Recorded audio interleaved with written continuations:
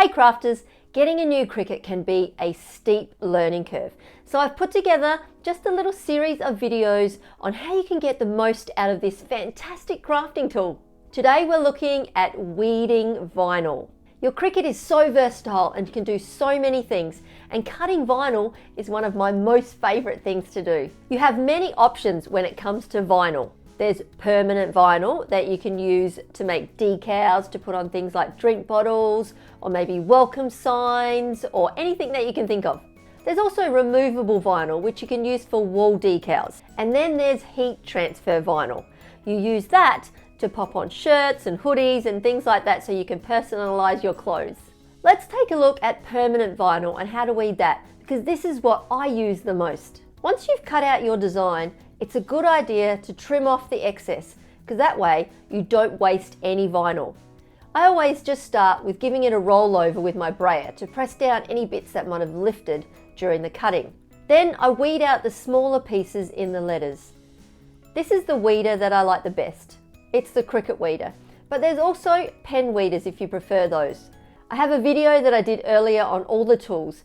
I'll link it here and in the description below. Once you've weeded out all the inside bits, then I start at the corner and gently pull up the vinyl. Don't hurry this step. You don't want to miss the dot of an eye or something tiny that you might need. If things start to lift up, just use the weeder or tweezers or something to press it back down and slowly keep going.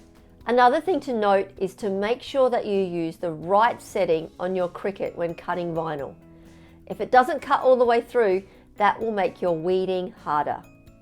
Once you've removed all the excess vinyl, give it another roll over and you're ready to add your transfer tape and adhere it to your project. The other vinyl that I love is heat transfer vinyl. Now weeding this one is a little bit different than the permanent vinyl, so let's take a look at how that works. When cutting heat transfer vinyl, you always need to make sure that you mirror your project before you cut it, because you cut the back of the vinyl when you use heat transfer vinyl. This vinyl has a transfer sheet on the top, so you cut it from behind, and when you turn it over, it's the right way up. So once it's cut out, you'll need to weed it from the back. This vinyl is not so delicate, and you can pull at it a bit more. It's a bit tough to get started, but it's much easier to weed than the permanent vinyl. So once you've removed the excess and you've taken out the small inside pieces, there you go. It's good to iron onto your shirt. Weeding can take a bit of time on a big project, and some people hate it, but I'm a fan. I do actually find it quite relaxing. Maybe I'm a little strange.